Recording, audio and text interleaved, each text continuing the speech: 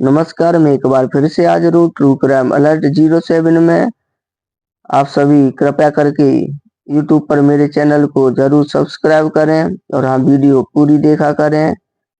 और कुछ दिनों से मैंने वीडियो अपलोड नहीं कर पाई क्योंकि कुछ ज़्यादा ही व्यस्त था, उसके लिए मैं एक बार फिर से माफ़ी चाहता हूँ।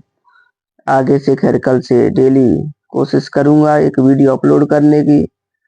30 मई 2014 को सुबह के 5 बजे नागपुर के नवर गांव में धनराज अपने खेत में शौच के लिए गया था।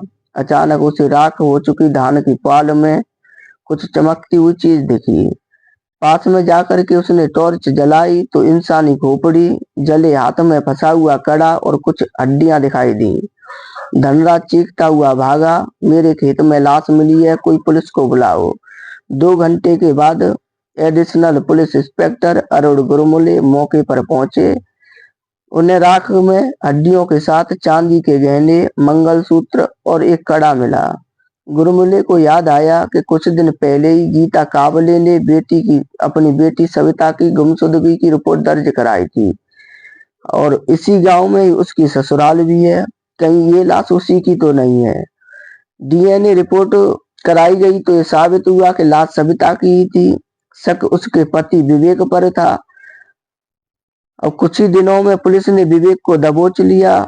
पुलिस की सख्ती के बाद में विवेक टूट गया। कहने लगा कि उसका कई लोगों के साथ में अवैध चक्कर था। मैंने खाट का पाया उखाड़ा और उसके सिर पे दे मारा। लाश को घसीट करके खेत में ले गया और धान की पुआल में डाल करके जला दिया। 2015 में नागपुर सेशन कोर्ट ने विवेक को उम्र कैद की सजा सुनाई, लेकिन 2017 आते आते ज्यादातर गवाह मुकर गए और वो बरी हो गया। विवेक को बचाने में उसके जीजा कमलाकर ने बहुत मदद की थी।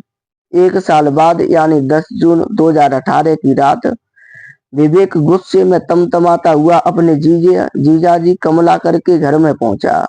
बहन अर्चना, जीजा कमलाकर और उसकी मां मीराबाई और भांजियों से मिला। उसके दोनों बच्चे कृष्णा और कात्यायनी भी यहीं पर रहते थे। काफी देर तक विवेक बच्चों के साथ खेलता रहा। फिर सभी ने खाना खाया और खाना खा करके सो गए। रात करीब 1 बजे विवेक दबे पांव उठा और दरवाजा खोल करके बाहर चला गया। बाहर कमरे में आया तो उसके हाथ में एक भारी भरकम लोहे की रॉड थी। वह जीजा कमलाकर के पास गया और रॉड उठा करके उसके सिर पे दे मारी। खून के छींटे अर्चना पे पड़े तो वो भी उठ गई।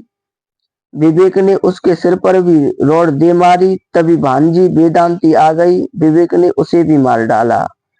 अब वो कमरे में गया और बेड पे सो रहे बच्चों के ऊपर भी दनादन रॉड से वार करने लगा। बच्चों की चीखें सुनकर के कमलाकर की मां मीराबाई आ गई। विवेक ने मीराबाई का भी सिर कुचल दिया। सबको मार करके विवेक वहां से भाग गया। तब तक 3 बज चुके थे। घर में 2 बच्चियां मिताली और कात्यायनी जिंदा बच गईं। इंस्पेक्टर मुकुल सलुंके को इस केस का जिम्मा मिला। वो विवेक को पकड़ने के लिए अलग अलग जगहों पे छापे मारने लगे। एक रोज विवेक के किराए वाले कमरे में पहुंचे। वहां खून से सने कपड़े, एक पोस्टर मिला जिसमें लिखा था, मन ईश्वर है, सविता मेली, कमलाकर मेला, आज पांड्या मेला। 15 जून 2018 इंस्पेक्टर सलुंके ने कातिल विवेक को ढूंढने के लिए 8 टीमें बनाई। सबको बुला करके कहा कि जल्द से जल्द विवेक को दबोचो, उसका मोबाइल सर्विलांस पे डालो और हाँ, उसकी पत्नी की हत्या का क्या मामला था उसकी भी फाइल निकालो। सलुंको को बताया गया कि विवेक के खिलाफ अरौली पुलिस स्टेशन में मामला दर्ज हुआ था। वे फौरन अरौली के पुलिस स्टेशन पहुंचे और केस की फाइल निकलवाई। फाइल पलटते ही उनके चेहरे का भाव बदल गया। फाइल में भारी भरकम लोहे की रॉड का जिक्र था। इंस्पेक्टर सलुंके ने कांस्टेबल से कहा कि नागपुर की एक एक दुकान छान मारो, पता करो कि लोहे की रॉड है वो इसने कहां से खरीदी। अगले दिन पता चला कि इस तरह की रॉड जूना बस स्टैंड के आसपास मिलती हैं। इंस्पेक्टर सलुंके जूना बस स्टैंड में उस दुकान के पास पहुंचे जहां लोहे की रॉड मिलती है। इंस्पेक्टर ने एक दुकानदार को विवेक की फोटो दिखाते हुए पूछा कि इसे पहचानते हो? यहीं से ये बंदा यहाँ से रॉड खरीद करके लेकर के गया था। दुकानदार पसीना पसीना हो गया। अकलाते हुए बोला कि हाँ साहब, कुछ महीने पहले रॉड लेकर के गया था, लेकिन क्या हुआ? ऐसा इसने क्या किया है? इंस्पेक्टर ने कड़क आवाज में कहा कि मर्डर हुआ है इस रॉड से, जल्दी इसका बिल ढूंढ करके मुझे दो। दुकानदार बिल बुक में पन्ने पलटने लगा। मार्च महीने की एक रसीद मिली जिसमें विवेक पालटकर नाम लिखा हुआ था। पुलिस उसका रिकॉर्ड लेकर के वापस नंदवन थाने आ गई। इंस्पेक्टर सलूके ने एडिशनल पुलिस इंस्पेक्टर चोंगले को फोन मिलाया। चोंगले क्राइम ब्रांच में पोस्टेड थे, वह भी इस केस की जांच कर रहे थे। सलूके ने चोंगले से कहा कि 1 हफ्ते से ज्यादा वक्त बीत चुका है, अभी तक विवेक का कोई अता पता नहीं है, लगातार उसका फोन ट्रैक करो। 19 जून 2018 को चोंगले के पास एक मैसेज फ्लैश हुआ जिसमें विवेक की लोकेशन लुधियाना थी। चोंगले एक टीम लेकर के लुधियाना के लिए निकल गए। वहां विवेक के मोबाइल की लोकेशन थी शांति नगर, गली नंबर 2, गसपुरा। पुलिस ने उस घर को चारों तरफ से घेर लिया। चोंगले ने दरवाजा खटखटाया। एक 35-36 साल का एक आदमी बाहर आया। चोंगले मन ही मन सोचने लगे कि यह विवेक तो नहीं है, फिर कौन है? उन्होंने पूछा कि तुम्हारा नाम क्या है? चोंगले ने कड़क आवाज में पूछा था। उसने बोला, जी टाटा सिंह ठाकुर। आदमी ने जवाब दिया। चोंगले ने विवेक की फोटो दिखाते हुए पूछा कि इसे पहचानते हो? टाटा सिंह शक पका गया। चोंगले बोले, सच सच बताओ, विवेक को कहाँ छुपा रखा है? उसके मोबाइल का लोकेशन यहीं का है। तो उसने बताया, टाटा सिंह ने बताया कि साहब, इस आदमी ने 3 दिन पहले ही मुझे 700 रुपए में मोबाइल बेचा है, वो यहीं पास में ही रहता है, मैं आपको उसके घर ले चलता हूँ। डरते हुए टाटा सिंह ने आगे आगे चल दिए। तब तक वहां पे लुधियाना के local crime branch officer Sanjeev Kumar Dharampal भी पहुंच गए। पुलिस टाटा सिंह को लेकर के विवेक को ढूंढने के लिए निकल पड़ी। कुछ दूर कुछ ही दूर जाकर के टाटा सिंह ने एक घर की तरफ इशारा करते हुए कहा कि साहब, अजीत सिंह चबल का घर है, विवेक यहीं पे किराए पे रहता है। पुलिस ने फौरन उस मकान को घेर लिया। चोंगले और संजीव कुमार गए तो देखा कि विवेक आराम से बैठा हुआ था। पुलिस को देखते ही वो हड़बड़ा करके खड़ा हो गया। चोंगले ने विवेक का कॉलर पकड़ा और गाली देते हुए बोले कि 10 दिन से हमारी नाक में दम करके रखा है, तुझे ढूंढने के लिए दिन रात एक करने पड़े, चल अब नागपुर चल। 22 जून 2018 को पुलिस विवेक को लेकर के लुधियाना से सेहनीवाल पुलिस स्टेशन पहुंची। फिर उसे महाराष्ट्र पुलिस को हैंड ओवर किया गया। फ्लाइट से विवेक को नागपुर लाया गया। थाने पहुंचते ही इंस्पेक्टर सलूके ने शक्ति दिखाते हुए विवेक से पूछताछ की। विवेक बोला कि देखो साहब, मैंने ही उन 5 लोगों का मर्डर किया है, जो पूछोगे सब कुछ बताऊंगा, बस मारपीट मत करना। इंस्पेक्टर सलूके ने पूछा कि लुधियाना कैसे पहुंचे? डरावनी हंसी में हंसते हुए विवेक बोला कि 10 जून की रात मैंने बहन, जीजा, भांजी समेत 5 लोगों का मर्डर किया। फिर अपने किराए के कमरे पर गया। कपड़ों में खून लग गया था, इसलिए सबसे पहले कपड़े बदले, हाथ मुंह धोया। फिर जिस पोस्टर पर इन सभी के नाम लिखकर रखे थे उसे काटा। खून से सने कपड़े एक बैग में भरकर किनारे रख दिए। फिर लुधियाना जाने के लिए ट्रेन में बैठ गया। लुधियाना क्यों गए? इंस्पेक्टर सलूके ने फिर से पूछा। पहले भी 2-3 बार काम के लिए लुधियाना आ चुका था। यहाँ रहता तो पुलिस पकड़ लेती, वहां रहता तो पुलिस पकड़ लेती, इसलिए लुधियाना चला गया। मोबाइल चालू नहीं हुआ होता तो आप लोग पकड़ नहीं पाते मुझे। विवेक का जवाब सुनते ही इंस्पेक्टर सलूके गुस्से में तमतमा गए। उसकी गर्दन पकड़ते हुए बोले कि जमीन के भीतर भी चला जाता तो भी खुदा खोद करके निकाल लाते। अपनी सगी बहन के पूरे परिवार को क्यों मारा? सलूके ने गुस्से में पूछा। तो विवेक हंसते हुए बोला कि पत्नी की हत्या के मामले में सेशन कोर्ट ने मुझे उम्र कैद की सजा सुनाई थी। तब मैंने जीजा कमलाकर पावनकर से मदद मांगी थी।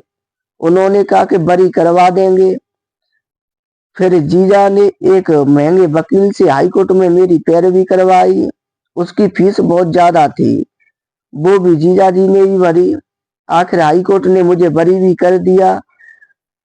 लेकिन अब बरी होकर के जेल से बाहर आया तो जीजा पैसे मांगने लगा। आए दिन कहता कि वकील की फीस और बाकी सब में जो खर्चा हुए, पैसे जो भी खर्च हुए हैं वो वापस चाहिए। तो मैंने कहा कि पैसे नहीं है, तो 3 एकड़ जमीन मांगने लगे। पत्नी की मौत के बाद दोनों बच्चे कात्यायनी और कृष्णा भी उन्हीं लोगों के साथ रहते थे।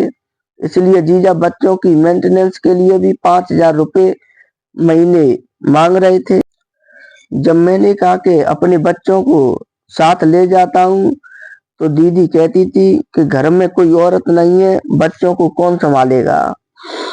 जब दोनों बच्चे बड़े हो जाएंगे तभी वो मेरे साथ उन्हें भेजेंगे। तो उससे पूछा गया कि तूने पूरे परिवार को मार दिया।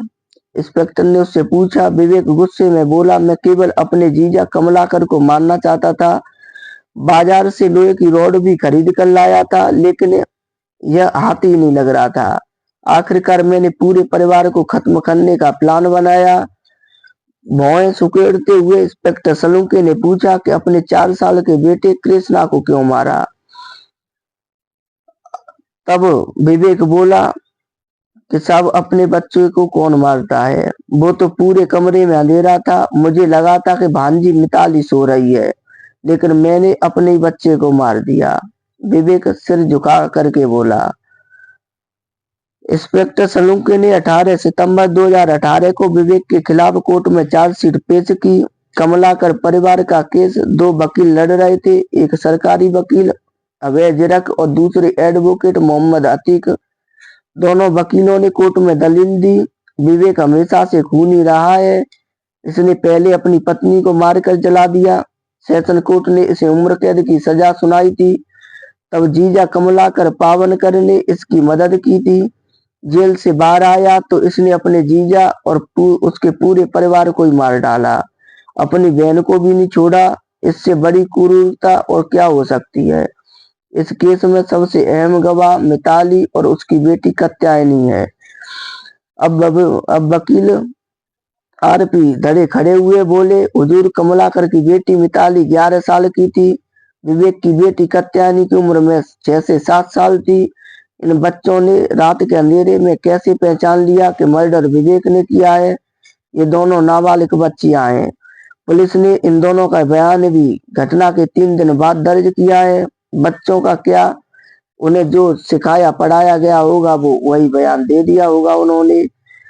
अभय जिरक ने उन्हें टोकते हुए कहा कि माई लॉर्ड, बच्चे कभी झूठ नहीं बोलते। यदि ये बच्चे उस रात नहीं छिपे होते तो ये हत्यारा उन्हें भी लाशों में बदल देता।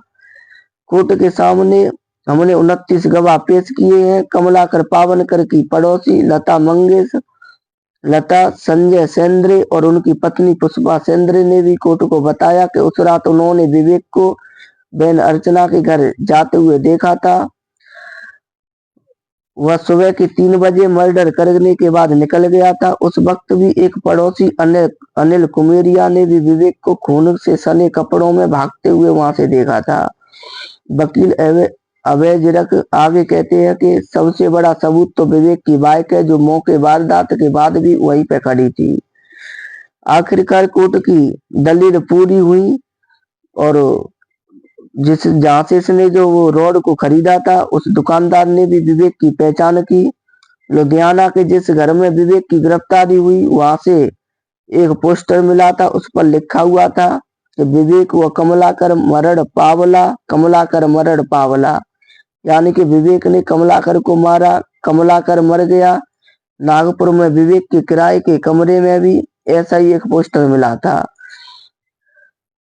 उसके बाद में नागपुर सेशन कोर्ट में ये मामला 4 साल 6 महीना और 28 दिन चला। दोनों पक्ष की दलील सुनने के बाद एडिशनल सेशन जज RS पवस्कर ने 15 अप्रैल 2023 को इस मामले में विवेक पालटकर को दोषी करार दिया। फैसला सुनाते हुए कोर्ट ने कहा कि बहन बहनोई के पूरे परिवार को मारने के उद्देश्य से ही आरोपी विवेक उस रात लोहे की रॉड लेकर उनके घर गया था। उसने बहन के हाथ का खाना खाया, बच्चों के साथ खेला और फिर बहन बहनोई का ही कत्ल कर दिया। पोस्टमार्टम रिपोर्ट में भी आरोपी ने लोहे की रॉड से बहन के सिर पर वार किया, यह साबित हुआ था। आरोपी विवेक के खिलाफ जेल में एफआईआर नंबर 200/2021 के तहत अटेम्प्ट टू मर्डर के मामले में जो दर्ज हुए थे, उसके खिलाफ उसकी सजा सुनाई गई कि जेल में या जेल से बाहर जिंदा रहा तो वह इस तरह की घटना को अंजाम देता रहेगा। वह हत्या करने की मानसिकता वाला अपराधी बन चुका है। ऐसे व्यक्ति का जिंदा रहना समाज के लिए घातक है। कमलाकर के परिवार का नरसंहार रेयरेस्ट ऑफ रेयर यानी कि विरल से विरलतम की श्रेणी में है। आरोपी विवेक पालटकर को मृत्युदंड की सजा सुनाई जाती है। कंप्रेशन के लिए मामले को हाईकोर्ट भेजा जाता है। 18 दिसंबर 2023 को बॉम्बे हाईकोर्ट की नागपुर बेंच ने पूरे मामले की सुनवाई करते हुए फैसला सुरक्षित रखा। 3 महीने बाद 27 मार्च 2024 को जजमेंट में कोर्ट ने सेशन कोर्ट के फैसले पर मोहर लगा दी। हाई कोर्ट ने भी कहा कि लास्ट सीन थ्योरी, घटना स्थल से औजार की बरामदगी, खून से सने कपड़ों के ब्लड सैंपल की मैचिंग, मोटरसाइकिल की बरामदगी, वारदात को अंजाम देने का मोटिव सब बचाव पक्ष के खिलाफ है। यह व्यक्ति हत्या करने की प्रवृत्ति का अपराधी है, इसलिए इसका जिंदा रहना समाज के लिए ठीक नहीं है। अब अभी ये मामला सुप्रीम कोर्ट में पेंडिंग है। पहले विवेक पालटकर नागपुर सेंट्रल जेल में बंद था, अभी वह पुणे की यरवदा जेल में सजा याफ्ता है और उम्मीद है कि जल्द ही सुप्रीम कोर्ट से भी उसे फांसी की सजा की मंजूरी दी जाएगी। उसके बाद में खैर उसकी एक माफी की दया याचिका राष्ट्रपति के लिए भेजने के लिए उसके पास एक और अभी उपाय बचा हुआ होगा अपनी मृत्युदंड को बदलवाने के लिए। देखते हैं कि आगे आखिरकार इस केस में क्या होता है, क्या ये सजा उम्र कैद में तब्दील होती है या फिर इसे फांसी की सजा होती है। जो भी होगा आगे चल के इसमें पता चल जाएगा। इसके साथ ही कल फिर से मिलते हैं एक और किसी ट्रू क्राइम स्टोरी के साथ में। तब तक के लिए जय हिंद, जय भारत।